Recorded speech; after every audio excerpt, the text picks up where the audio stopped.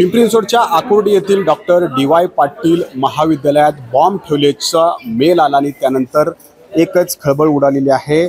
महत्त्वाचं म्हणजे हे महाविद्यालय माजी गृहराज्यमंत्री सतेज पाटील यांचं आहे आणि या ठिकाणी बॉम्ब ठेवल्याचा ईमेल आलाय।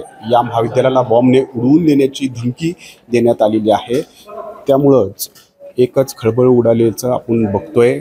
हा परिसर सगळा निर्मनुष्य करून इथं BDDS कडून तपासणी इथं केली जाते। खरं तर महाविद्यालयात आज सकाळपासून परीक्षाही सुरू होते आणि त्याच वेळेला हा ईमेल आल्यामुळं एक भीतीचं वातावरण सुद्धा या परिसरामध्ये निर्माण झाल्याचं बघतोय। हा सगळा परिसर निर्मनुष्य करून BDDS कडून अशा प्रकारे तपासणी केली जाते। BDDS चे प्रमुख PSI जाधवर सर आता आपल्यासोबत आहेत। सर काय काय इथं आपण तपासणी केली, काय आढळलंय का? पूर्ण रूम, पूर्ण हॉल, आजूबाजूचा परिसर, मोकळा परिसर, लॉन, सर्व ठिकाणची चेकिंग केलेली आहे। कुठलीही एक संशयित वस्तू आतापर्यंत आढळून आलेली नाही। इथं परीक्षा पण सुरू होत्या, मग आता तपासणीनंतर परीक्षा परत एकदा सुरू झाल्यात। ज्या ठिकाणी परीक्षा होती त्या ठिकाणची पहिली चेकिंग केलेली आहे, नंतर दुसऱ्या ठिकाणची चेकिंग करत आहोत। तर विद्यार्थी परीक्षेच्या ठिकाणी गेलेले आहेत।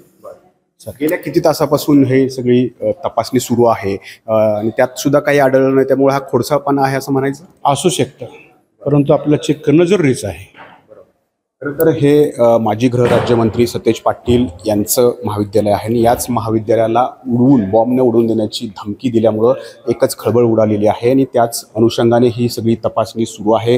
गेल्या 3 तासाच्या तपासणीमध्ये इथं बॉम्ब सदृश्य कोणतीही वस्तू या ठिकाणी आढळलेली नाही आहे। त्यामुळं हा अज्ञातानं खोडसाळपणा केल्याचं जवळपास सिद्ध झालेलं आहे। त्यामुळं पिंपरी चिंचवड पोलीस आता या अज्ञाताचाही शोध घेत आहे। नाजिम मुल्ला, ABP माझा, पिंपरी चिंचवड। ABP माझा, उघडा डोळे बघा नीट।